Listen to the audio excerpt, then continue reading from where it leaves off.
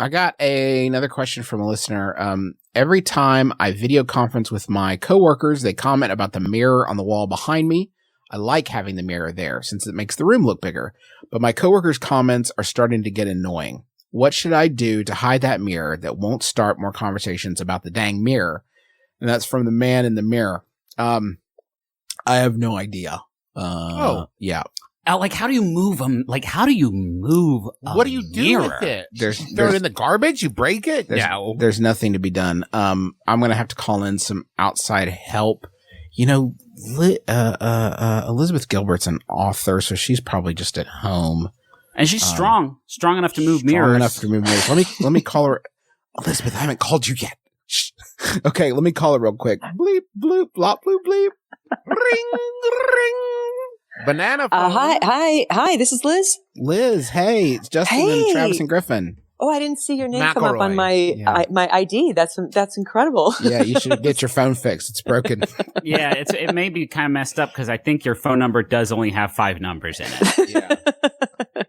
Just happened to be walking by the phone. Just a delight to hear you. I have her on my speed dial actually. But she's in the 20,000s, so it does take 5 button presses Right. to get there. Let me text you the question so I don't have to read it again. Yep. Got it? Okay. And what is and Justin, what is that? What would that sound like? Let me take you inside the bit for that. Do some prop work. Come on, anchor us. Okay, I'll do it. Hey Siri, text Yes, Elizabeth Justin? Gilbert. Which Every Elizabeth time, Gilbert? the only one in my phone. Every time I video conference with my coworkers, they comment about the mirror on the wall behind me. I like having the mirror there since it. No, I like having the mirror there. Delete. Okay, start up. Siri, text Liz Gilbert. Every time I video conference with my... Oh, it auto-completed. Okay, it auto-completed with the entire rest of the question. Perfect. Okay, so there it is. You should have it. Liz, you're about to get like that exact text from hundreds of thousands of our listeners, by the way, just because of the way that Apple's technology It's weird. works. It came through, but it came through as like a GoFundMe directly to you guys. So Cool. I don't know what that is, but yeah. Well, these are trying times, Liz. And I really like the sort of cyclical nature of this question being pitched to Liz Gilbert, because the last time you were on the show, 400,000 years ago, many years ago, you dished out some truly helpful and I would say genuinely life-changing advice about working from home and taking it seriously and putting on clean pants every morning. And here we are now, 400,000 years later, in the grips of some, let's say, nasty stuff. And you're technology has changed. And now we got video conferencing and we got to worry about mirrors and stuff. It's like a beautiful bookend. You know what I mean? And yet some things haven't changed, you know? And one of the things that hasn't changed, and I think that I would say you guys would agree with me on this, is that people should be themselves still. So, you know, this question asker is saying, how can I hide my mirror? Which sounds to me a lot like, how can I hide my light under a bushel? Thank you. And we don't support that, right? Like, we want you to show your mirror.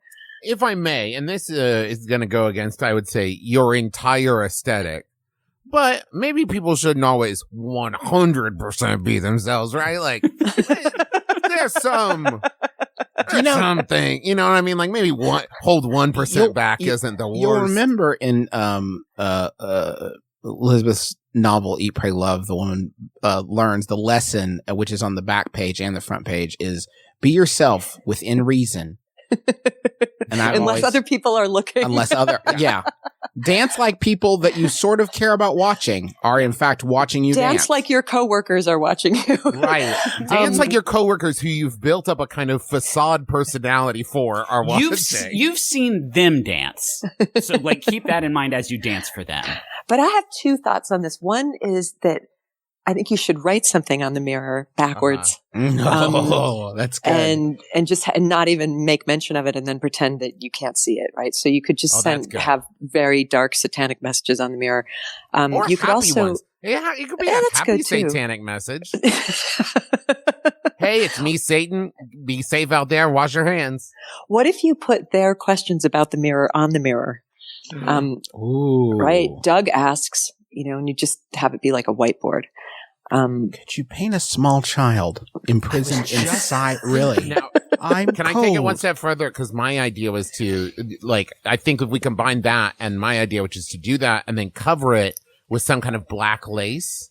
Right? Very nice. So very we imply, nice. if I remove this, you guys don't want to see the mirror anymore. Trust me. Yeah, because you'll trade places with whoever you see in there, and then they're gonna take over this meeting, and they're gonna waste a lot of company time. Yeah. Could you make some sort of a optical illusion with your camera on your phone or on your laptop or whatever you're using? So when they complain about the mirror, they mention the mirror, you go, okay, you guys, I hear you. I'm going to move it now. But when you go to move it, your reflection doesn't show up in it. Oh, that would be. nice. There's got to be somebody. We'll get top people on that and see if we can't. Hey, let's call David Blaine. Someone get David Blaine on the phone. Let me call him too. Beep boop beep boop beep. Hey, it's me, David Blaine. I'm not done calling you David Blaine. But I'm here to help. Hey, I knew you were gonna call. That's the That's trick. a magic trick. Look inside the bottle. That's where the mirror is now. hey, Liz, if I may call you Liz, let me hit you. Yes. Let me hit you with this. What if, Yeah. You've crafted a lot of drama. What do you think about the drama of this moment? The next time your employee or your coworkers mention the mirror, without missing a beat, you pick up an ashtray that you have there on your desk and chuck it out the mirror and smash it into a million pieces. Oh, it's so good. After that moment, right? You are someone who is capable of anything. And don't even respond beyond that. Yeah. Like you're right back in that Zoom window and you're just like, I've got the quarterly reports here now for Dan and people will be that's more terrifying than if your reflection doesn't show up. I bet there's one thing they're not going to do again, and that's trifle with you. There will be no trifling. They also won't complain about the mirror anymore because it will be destroyed. Yeah, it's gone. I would like to pitch something along the lines of the optical illusion. You made me think of this. What if, before the next meeting, you cut a hole in the wall, the exact size of the mirror, and then you put the mirror frame up without the mirror in it. And then behind that hole on the other side of the wall, you put a mirror, right? So it looks like it's reflecting. And the next time someone mentions the mirror, you say, I've had enough of this. And then you step into the mirror world. And The amazing thing that you just did, Travis, is that sentence itself sounded like a mirror reflected in a mirror. Thank you. Yeah. Someone has I just got lost in there, like bouncing from the, but if you go back and track it, it all makes sense. Someone it has- diagrams perfectly. Someone has an absolutely banal problem, and Travis decides to build Pepper's ghost behind them. I think this is fun. I think because listen, we could be in this mess for quite a while.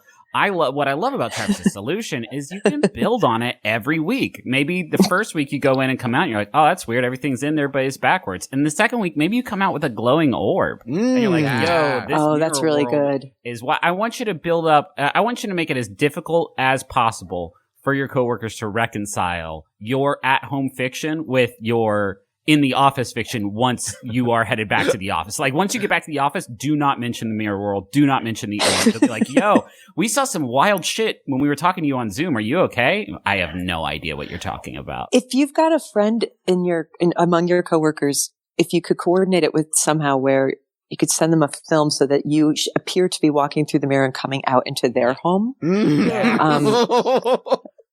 And then you're right. Even worth risking COVID-19, I think, to actually go film that at your friend's house. Let's be clear.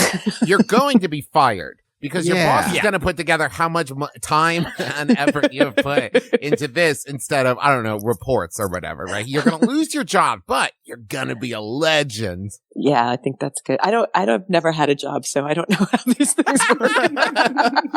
Now, that's not true, Elizabeth Gilbert. You do have a job. You're an author, and you just published. Well, you didn't publish. I'm assuming you have people for this. Things are tough, I got a little printing. We're all doing it from home now. Printing books by hand. The paperback copy of City of Girls, which I read and enjoyed. It's a rollicking tale of life in New York City. I thought it was very. It painted a lot of beautiful pictures in my mind. And Nice. Thanks, honey. What a great way to describe reading. it's the power of books, as I like to say when I talk about the good things that books do. I made you hallucinate. That's the benefit of publishing out of your own like Xerox printer at your house, is you can just douse each page in a sort of hallucinogenic, touchable drug. Yes. I have a question. I know that was like an off ramp, but I do have a question for you. You're as a creative person, and you've written and thought a lot about creativity. And this is like a complete pivot. And I apologize to our listeners because this must be so jarring for a show as consistent and structured as ours. What I tend to think of creativity as like putting a bunch of different garbage in your mind and rearranging it in interesting ways. No, that's podcasting. Fuck. Hang up the phone. I can't with you, Liz Gilbert. I can't. Okay, so. Okay, go ahead. I'm sorry.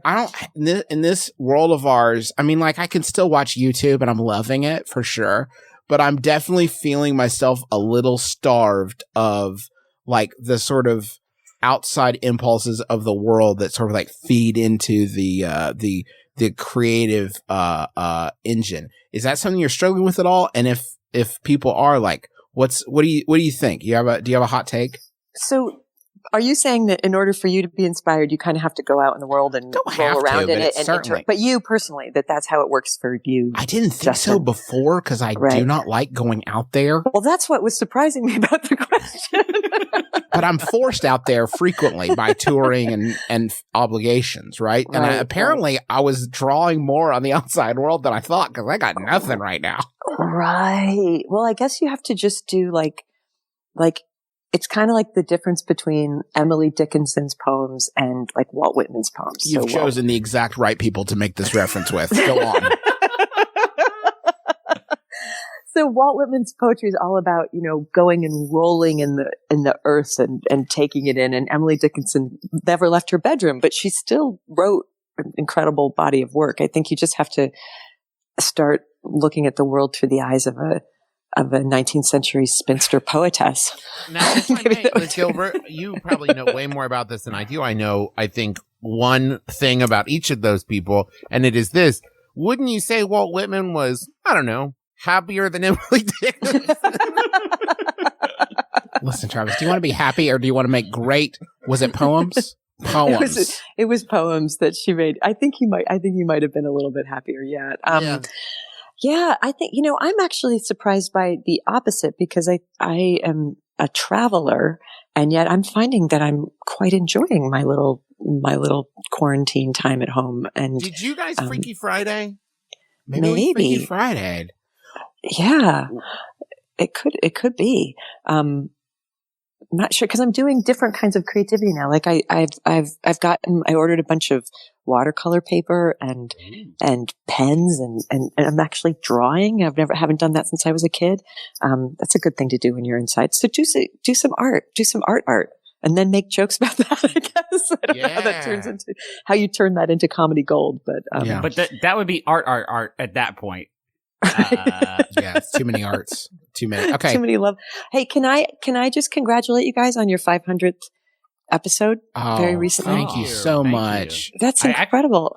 I actually think this is for next week's episode. This is our 10-year anniversary celebration. Believe it or not. So incredible. We've been podcasting for 10 years. You have brought this woman so much joy over those 10 years. I can't even tell you how I've taken you all over the world with me. We've gone on extremely long walks together in interesting places. I'm so grateful that you exist. And I also wanted to say I was a little jealous on your 500th episode and your kids were on and you were interviewing your kids about what their favorite MBMBAM episodes were. And I was like, my hand was raised. We didn't call on you. So rude. Can I answer that just to get it out of my system? Sure, please. It would be the Ballad of Tit Liquid. Oh, yeah. Thank you. Yeah, that was. I've listened to it several times. Whenever I need a lift, I go back and just listen to that little bit because it's so incredibly funny. Thank you for letting me get that off my chest. I'm glad that you could share that at great personal cost to me. What a generous host we are. So City of Girls is out in paperback. There's lots of other books you can buy by Elizabeth Gilbert, and you should probably buy. I mean, I'm glad you clarified, because there are lots of other books you could buy. But yeah, no, buy Elizabeth Gilbert specifically. Buy City of Girls. Or Travis, don't. actually, I'd rather right now we just focus not on the lots of other books that people could buy. Yeah, just right. Just these few books. Just City of Girls, just or this another little book. handful. Call your local bookstore. I bet they could maybe ship it to you, and that's nice. And you're supporting two great people: your local bookstore and Elizabeth Gilbert. There's also a new, really good alternative to Amazon, which is called bookshop.org, and you can just go to bookshop.org, and you can buy books from independent bookstores online as easily as you could do it on Amazon. So if you don't know how to support your local independent bookstore, that's an easy way to do it wherever you are. Excellent. Hey, this is Jeff Bezos. I listen in on all the podcasts while they're making them. I just need you to delete that one part.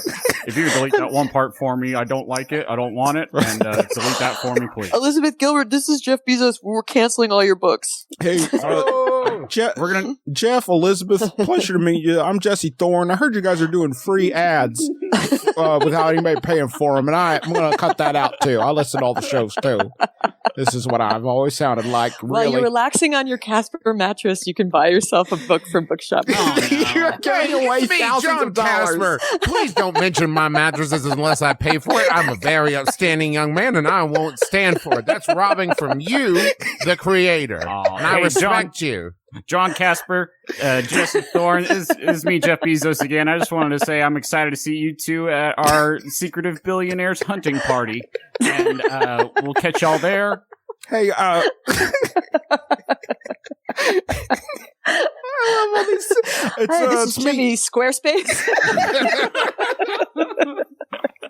God. All right, Elizabeth Gilbert, thank you. The standing offer to just permanently join the show still stands. Oh, please. Anytime you want to take us Anytime. I'll quit anytime to make room for you. I love you guys. Be safe. You too. We love you you too. Okay, bye-bye. Bye.